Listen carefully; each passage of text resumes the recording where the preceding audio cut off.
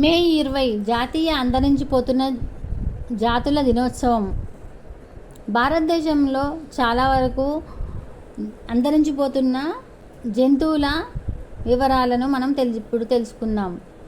ఈరోజు మనం జాతీయ అంతరించిపోతున్న జాతుల దినోత్సవాన్ని జరుపుకుంటున్నాం. భారతదేశంలో అంతరించిపోయే ముప్పును ఎదుర్కొంటున్న మరియు తక్షణమే రక్షణ అవసరమయ్యే కొన్ని జాతులు గురించి తెలుసుకుందాం.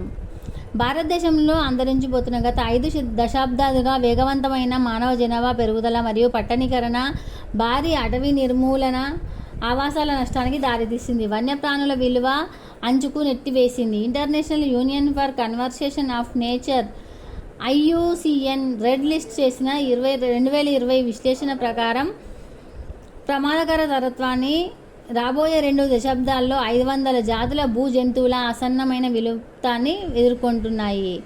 సుసంపన్నమైన జీవ వైవిధ్యానికి ప్రసిద్ధి చెందినది మన భారతదేశం. దాని దట్టమైన జనాభా మరియు వేగవంతమైన భూమి అభివృద్ధి వంటి అనేక కారణాల వల్ల ఇప్పుడు మనం సంక్షోభంలో ముందంజలో ఉంది.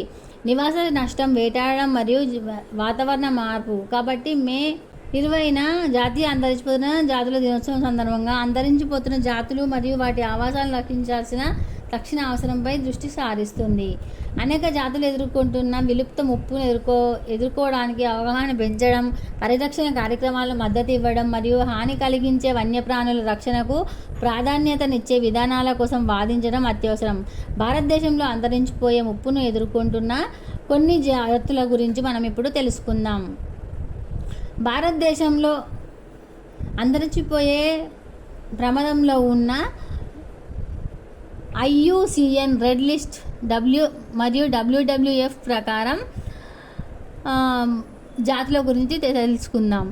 సాధారణ పేరు ఆసియా ఏనుగు, శాస్త్రీయ నామం ఎలిఫాస్ మ్యాక్సిమస్ ఇండికస్ అంతరించిపోతున్నాయి. గంగానది డాల్ఫిన్, శాస్త్రీయ నామం ఫ్లాటానిఫ్టా గంగేటికా, ఇది కూడా ప్రమాదంలో ఉంది. సాధారణ పేరు ఒక కొమ్ము గల ఖడ్గమృగం, శాస్త్రీయ నామం ఖడ్గమృగం యూనికార్నిస్, ఇది కూడా ప్రమాదంలో ఉంది. మంచు చిరుత పాంతేరా ఆన్సియా ప్రమాదంలో ఉంది. బెంగాల్ టైగర్ పాంతేరా ట్రైగిస్ అంతరించిపోతున్నాయి. రెడ్ ఫాండా ఐలూరస్ ఫుల్జెన్స్, ఇవి కూడా అంతరించిపోతున్నాయి. ఆసియా సింహం ఫాంతేరా లియో ఫెర్సికా అంతరించిపోతున్నాయి. నీలగిరి తహార్, నీలగిరి ట్రాగస్ హైలోక్రియస్ అంతరించిపోతున్నాయి. భారతీయ బైనస్ బాస్గారు ప్రమాదంలో ఉంది. సింహం తోకగల మాకాక్ సైలెనస్ అంతరించిపోతున్నాయి. అలాగే ఆసియా ఏనుగు, ఆసియాలో అతిపెద్ద భూక్షీరదం ఆసియా ఏనుగు ఖండం అంతటా గణనీయమైన సాంస్కృతిక ప్రాముఖ్యతను కలిగి ఉంది. భారతదేశం మరియు వెలుపల గౌరవించబడే ఈ గంభీరమైన జీవులు అడవులు మరియు గడ్డి భూముల పర్యావరణ వ్యవస్థలను సంరక్షించడంలో కీలక పాత్ర పోషిస్తాయి. ఒకప్పుడు పంజాబ్ మరియు గుజరాత్ వంటి ప్రాంతాలలో సహా భారతదేశం అంతటా అభివృద్ధి చెందుతున్న ఆసియా ఏనుగులు ఇప్పుడు ఎక్కడా కనిపించడం లేదు. ఆవాసాల విచ్ఛిన్నం, మానవ వన్యప్రాణుల సంఘర్షణలు, వాటి దంతాల కోసం వేటాడడం కారణంగా ఇవి చాలా ప్రమాదాన్ని ఎదుర్కొంటున్నాయి. ఈ ఐకానిక్ జంతువులను రక్షించే ప్రయత్నాలు వాటి భవిష్యత్తును మరియు మద్దతిచ్చే జీవ వైవిధ్యాన్ని కాపాడేందుకు చాలా అవసరం. గంగానది డాల్ఫిన్ ప్రపంచంలో అత్యంత జనసాంద్రత కలిగిన ప్రాంతాల్లో ఒకటైన గంగానది డాల్ఫిన్ దాని మనుగడకు అపూర్వమైన ముప్పును ఎదుర్కొంటుంది. అటవీ నిర్మూలన, కాలుష్యం మరియు మత్స్య వలలలో చిక్కుకోవడం వల్ల ఎక్కువగా సంభవించే నది నీరు మరియు పూడిక తొలగింపుల ఈ జాతులను అంచుకు నెట్టివేసింది. అంతేకాకుండా బ్యారేజీల కారణంగా నదికి మార్పులు చేర్పులు చేయడం వల్ల జనాభా విచ్ఛిన్నమైంది, సమస్యను మరింత తీవ్రతరం చేసింది. నేపాల్, భారతదేశం మరియు బంగ్లాదేశ్లోని గంగా, బ్రహ్మపుత్ర, మేఘన మరియు కర్ణపురి, సంగు నదీ వ్యవస్థల మీదుగా డాల్ఫిన్ల ఆవాసాలు విస్తరించి ఉన్నాయి. WWF ఇండియా మరియు దాని భాగస్వాములు నిర్వహించిన ఇటీవలి సర్వే అస్థిరమైన క్షీణతను వెల్లడించింది. భారతదేశంలోనే 2000 కంటే తక్కువగా ఈ గంగానది డాల్ఫిన్లు ఉన్నాయి. అలాగే ఒకే కొమ్ము గల ఖడ్గమృగాన్ని మనం జూ పార్క్లోనే చూస్తూ ఉంటాము. అలాంటి ఖడ్గమృగాలు చాలా అంతరించిపోతున్నాయి. భారతీయ ఖడ్గమృగం ఒక కొమ్మే ఉంటుంది. ఈ కొమ్ము గల ఖడ్గమృగం అని కూడా పిలుస్తారు. ఇది ప్రధానంగా భారతదేశం మరియు హిమాలయాల దిగువ ప్రాంతాల్లో కనిపిస్తుంది. ఈ జాతి కొమ్ము యొక్క ఔషధ గుణాలపై నమ్మకం మరియు వ్యవసాయ తెగులుగా ముప్పు వాటిల్లడం వల్ల వేటగాళ్లకు చాలా కాలంగా లక్ష్యంగా ఉంది. అదనంగా డబ్బు సంపాదించడానికి దీనిని వేటాడుతున్నారు.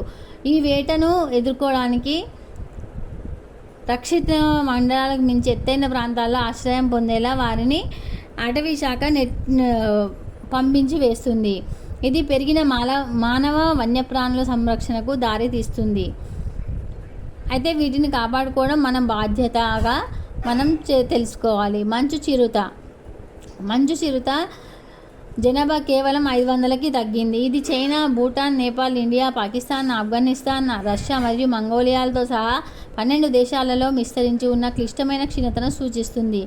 హిమాలయ ప్రాంతం వారి సహజ ఆవాసాలు పెరుగుతున్న ఒత్తిడికి లోనవుతున్నాయి. ఇది జీవనోపాధి కోసం మానవ నివాసాల్లోకి చొరబడడానికి దారితీస్తుంది. మానవ వన్యప్రాణుల సంఘర్షణలకు పెరుగుతున్న సందర్భాలు అదనంగా మంచు చిరుతపులి గుళికలు, ఎముకలు మరియు ఇతర శరీర భాగాలలో అక్రమ వ్యాపారం వాటి మనుగడకు మరింత ముప్పు కలిగిస్తుంది. అంతరించిపోతున్న ఈ పిల్లి జాతులను రక్షించడానికి మరియు పర్యావరణ వ్యవస్థల సున్నితమైన సమూల్యతను కాపాడేందుకు పరిరక్షణ ప్రయత్నాలు చాలా కీలకం.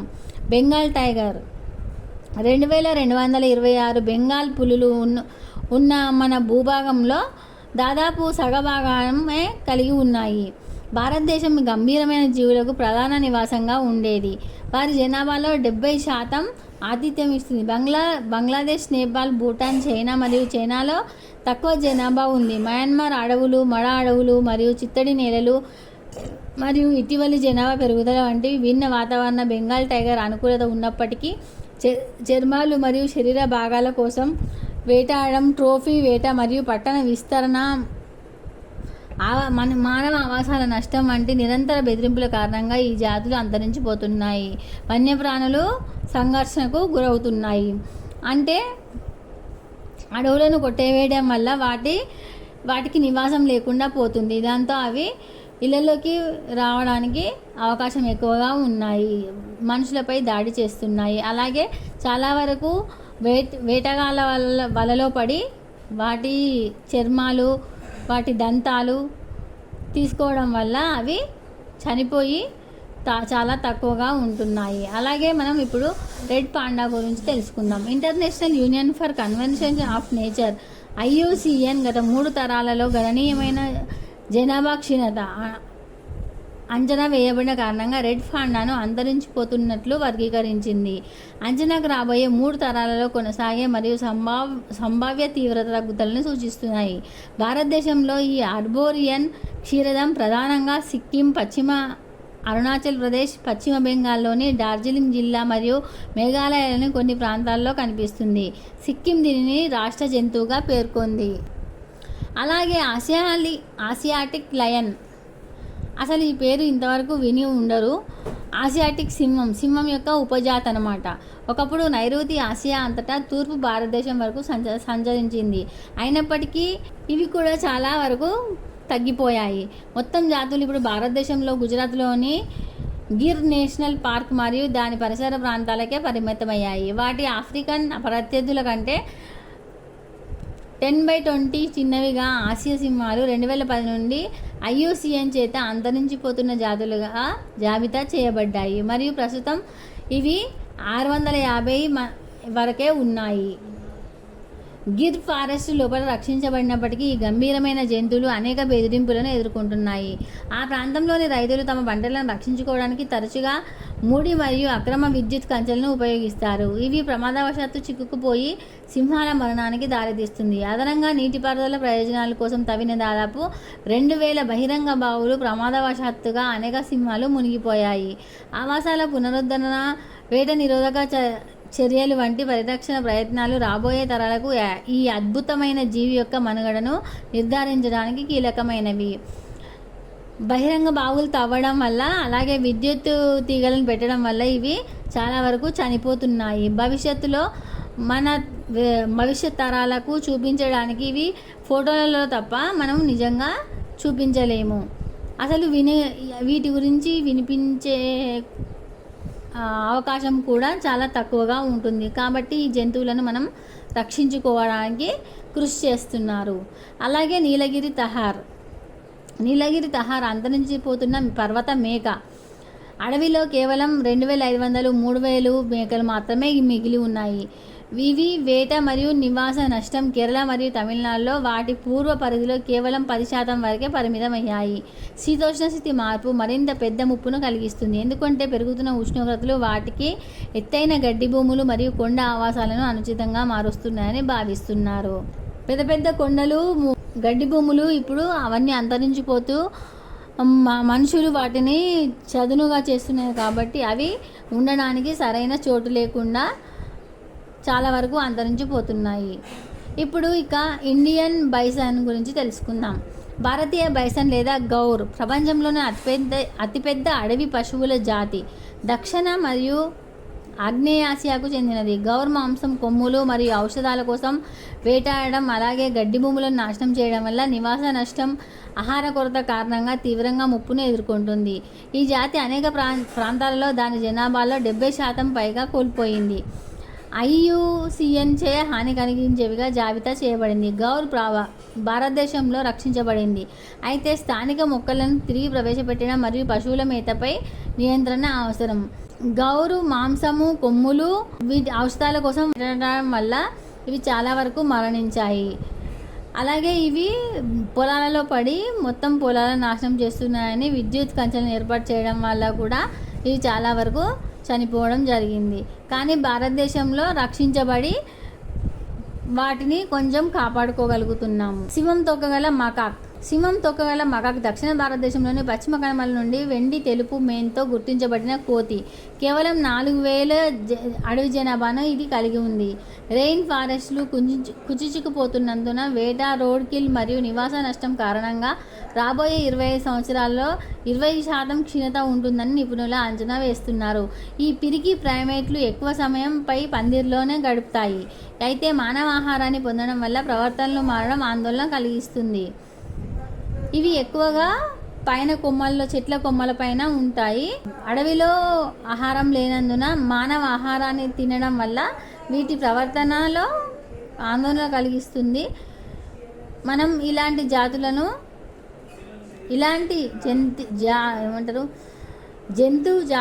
జంతువుల అరుదైన జంతువులను కాపాడుకోవడానికి కృషి చేస్తే మన ముందు తరాలు వీటి గురించి తెలుసుకుంటారు. ఈ వీడియో కనుక మీకు నచ్చినట్లయితే లైక్ చేయండి, షేర్ చేయండి. అలాగే మా ఛానల్ని సబ్స్క్రైబ్ చేసి పక్కనే ఉన్న బెల్ గంటని యాక్టివేట్ చేసుకోవడం అసలు మర్చిపోవద్దు. ధన్యవాదాలు.